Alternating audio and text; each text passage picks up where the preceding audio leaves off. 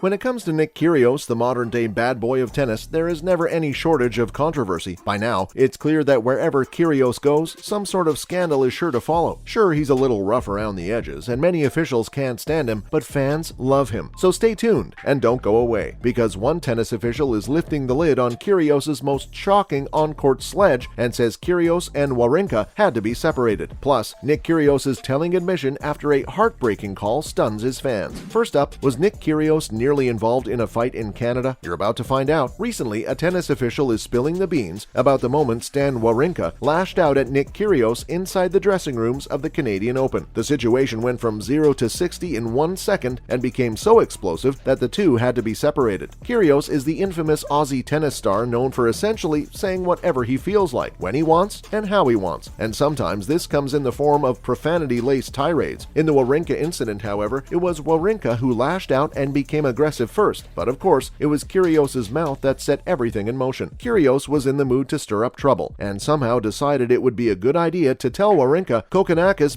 your girlfriend, sorry to tell you that, mate." Kyrgios claimed the alleged incident had taken place back in 2015, when Wawrinka was dating Donna Vekic. And let's just say that Wawrinka didn't respond all that well to Kyrgios' comments. Former director of the Canadian Open, Eugene Lapierre, revealed that he thought the incident was about to become a fight before the pair were separated by other people in the Montreal locker room. Lapierre said Wawrinka quit his post-match press conference to confront Kyrgios after learning about the remark that he made about Vekic, who was only 19 years old at the time. Kyrgios' comments about Vekic were also picked up by TV microphones, and as a result of his actions, he was forced to pay a fine. Next up, what telling admission did Nick Kyrgios give fans that left them stunned? Let's take a look. Nick Kyrgios admitted that having to withdraw from the Japan Open was heartbreaking, but revealed that he had no other choice, due to issues with his left knee. It's a shame because Kyrgios was making a serious run at 2 titles, but was forced to withdraw just minutes before his quarterfinals match against American Taylor Fritz was set to begin. Kyrgios instead flew back home to Australia to give his left knee some much-needed rest. It turns out, however, that Kyrgios' withdrawal may also be strategic. Kyrgios claimed that pulling out of the Japan Open would ultimately help him in his long push at the end of the season as he takes a run at the 2022 campaign on European hard courts. Kyrgios told reporters, "Obviously very disappointing. It's one of my favorite tournaments. I've had great memories here, but pulling out is the smart option for my body. I've got a couple of events left in the year and I want to do well in them, so I have to be smart." Kyrgios plans to play the ATP 500 Basel Open at the end of October, and then it's off to the Paris Masters in Bercy. Prior to his withdrawal from the Tokyo Open, Kyrgios said, "I'm expecting some big things for myself for the rest of the year. I don't want to coast and wait until the Australian Open." Up next, is Canada's Félix Auger-Aliassime about to win his second consecutive ATP final? Let's find out. 22-year-old Montrealer Félix Auger-Aliassime reached his second consecutive ATP tennis final after beating Richard Gasquet of France in the semifinals of the ATP 250 European Open. Félix played American tennis champ Sebastian Korda for his third ATP title on Sunday, October 23rd, and won that match too. Korda had recently defeated Dominic Thiem of Austria. Félix is coming off his third ATP Tour victory at the Firenze Open, where he defeated American J.J. Wolf in the final. Félix is currently playing the best tennis of his career, and 3 wins in a row is a big deal for the young tennis star and will only add to his momentum. In a post-match interview, Félix said, "It's amazing, to win again back-to-back tournaments and to win for the first time here in Antwerp against a player like Sebi Korda, who is a fantastic player, one of the greats to come. And it was a tough week, really. I had to play many tough matches, tough physically. So to push through and win today, it was amazing. I'm just super thrilled and happy to get another title." In the match against Korda, Félix hit 7 aces with 5 of those in the opening set. Korda won 85% of his first serve points in the 1 hour and 25-minute match. Félix saved 2 of Korda's 4 breakpoint chances while converting on both of his own opportunities. Great work, Félix. Keep it up. Stay tuned and don't go away because we're about to bring you the latest tennis news. Next up, is Novak Djokovic in the wine biz now? You bet. According to the Serbian publication Vino and Fino magazine, the Novak Djokovic winery is officially a thing. The Novak Djokovic winery is a family-owned operation in the tennis star's home country, and the company's first available bottles are the Djokovic Chardonnay 2020 and Djokovic Syrah 2020. Djokovic's uncle Goran is the director of the winery and hopes that the vineyard will attain the same kind of excellence that his nephews achieved on the tennis court. Goran said, "There are many challenges, but we try to achieve the maximum in this business, as in everything. Even Novak's racket is not perfect, but he is still the best in the world." The Djokovic family's sprawling vineyard covers a total of 6 hectares, with 3 of those hectares reserved for white grapes and the 3 remaining reserved for red. Goran man says the vineyard is located on one of the most attractive lands in Serbia, on red soil rich in stone, marl, and lime, and large white pieces of stone. The wine is currently sold at the wine and pleasure store locally, but the magazine is also suggesting that there is interest in global distribution. Fans of Djokovic's might soon be able to buy the wine around the world, and this isn't Djokovic's first venture into the food and wine biz. Djokovic's mother, Diana, and father, Sirjan, owned a pizzeria, while Novak opened a vegan restaurant in Monte Carlo back in 2016. Up next, what is happening in women's tennis? Let's have a look. Maria Sakkari qualified for the WTA Finals for a second consecutive year after defeating Veronika Kudermetova